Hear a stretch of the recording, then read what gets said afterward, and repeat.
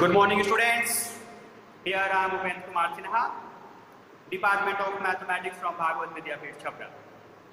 Dear student, today we will continue the chapter Statistics for class 10th. And in this class, we will learn cumulative frequency curve, that is OSIF. Cumulative frequency curve, what is this?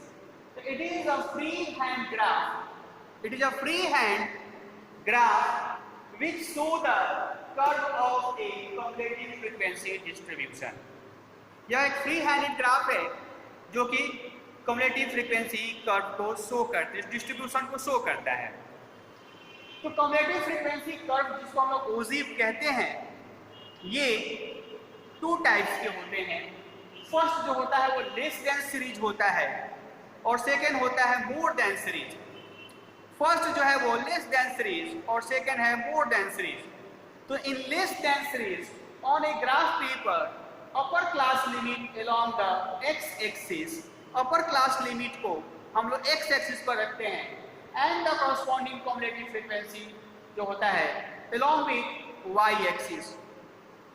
And when we draw the graph, the line of the graph of less than series is upwards, ऊपर की तरफ जाएगा, and in more than series on a graph paper the lower class limit along with x axis and corresponding cumulative frequency जो होगा along with y axis होगा and its line will be downwards। इसका जब हम लोग line draw करेंगे वो downward होगा। तो cumulative frequency curve two types के होते हैं, firstly less than series and secondly more than series. हम लोग समझते हैं अब इसको क्वेश्चन के द्वारा।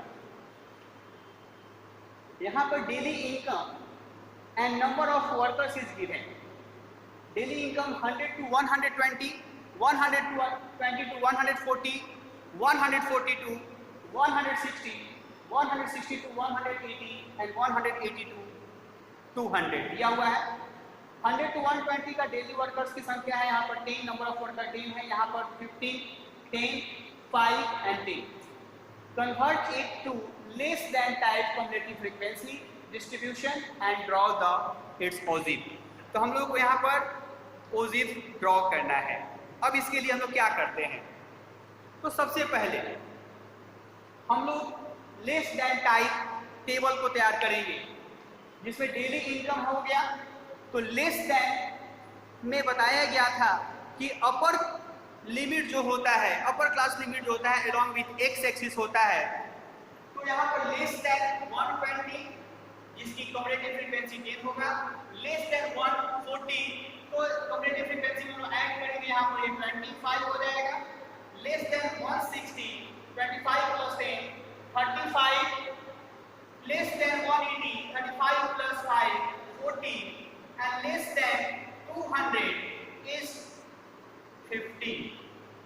now ग्राफ पेपर लेंगे, ग्राफ पेपर पे हम लोग x एक्सिस और y एक्सिस को ड्रॉ कर देंगे और इसको ऑब्जर्व करते हैं। हम देखते हैं कि मैक्सिमम जो है यहाँ पर हमारा 50 गया है।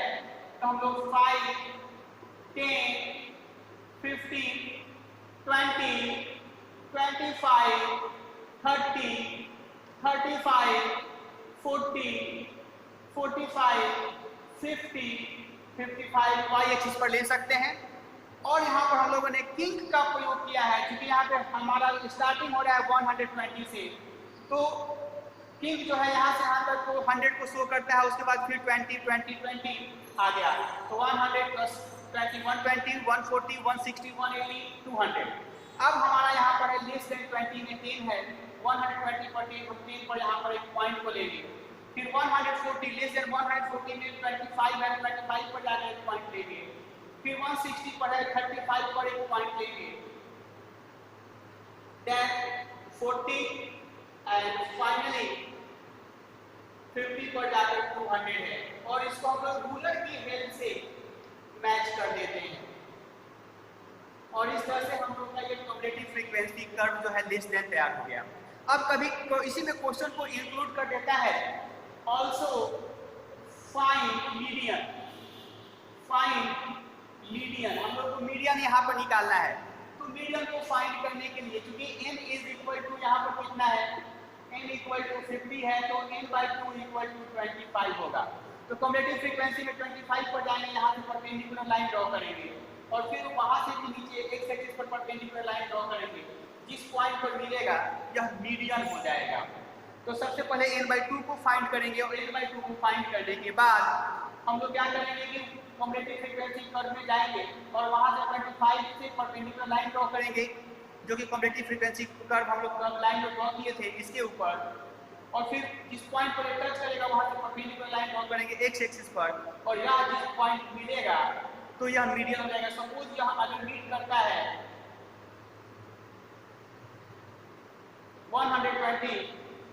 132 पर, तो इसका मीडियन जो हो जाएगा 132 हो जाएगा। ठीक है। अब सेम ग्राफ पेपर पर कहता है कि हमें मोर देन ओजी भी ड्रॉ कीजिए, मोर देन टाइप। तो मोर देन टाइप के लिए भी हम लोग टेबल तैयार करेंगे। तो मोर देन हम लोग बैकवर्ड चलते हैं और लोअर लिमिट को लेना है, तो more than 180, more than 160, more than 140, more than 120 and more than 100। और मोर देन 180 में कम्युलेटिव फ्रीक्वेंसी 10, मोर देन 60 में कम्युलेटिव फ्रीक्वेंसी 15 हो जाएगा। वैसे ही मोर देन 40 में कम्युलेटिव फ्रीक्वेंसी 25, मोर देन 120 में cumulative frequency 40 and more than 100 में कम्युलेटिव फ्रीक्वेंसी 50 हो गया। देन हम लोग ग्राफ पर आएंगे और पॉइंट्स को इंडिकेट करेंगे उसी तरह से। तो मोर देन 180 पर 10 है, मोर देन 160 पर 15 है, मोर देन 140 पर 25, मोर देन 120 पर 40 एंड मोर देन 100 पर 50।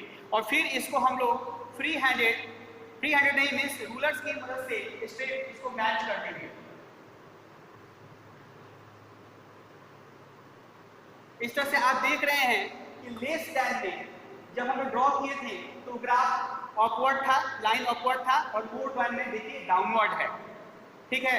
और सेम ग्राफ पर जब कहता है तो सेम ग्राफ पर जब हम ड्रॉ करते हैं तो जिस पॉइंट पर दोनों लाइंस ड्रॉ मैच करते हैं, कट करते हैं, वही मीडियन हो जाता है। तो यहाँ पर मीडियन जो हुआ 140 जो है। तो जब यदि क्वेश्चन कहेगा कि लेस देन तो सिंगल बनाएंगे, मोर देन कहेगा तो भी सिंगल बनाएंगे, और सेम ग्राफ पर कहेगा तो दोनों को हम लोग सेम ग्राफ पर ड्रॉ करेंगे।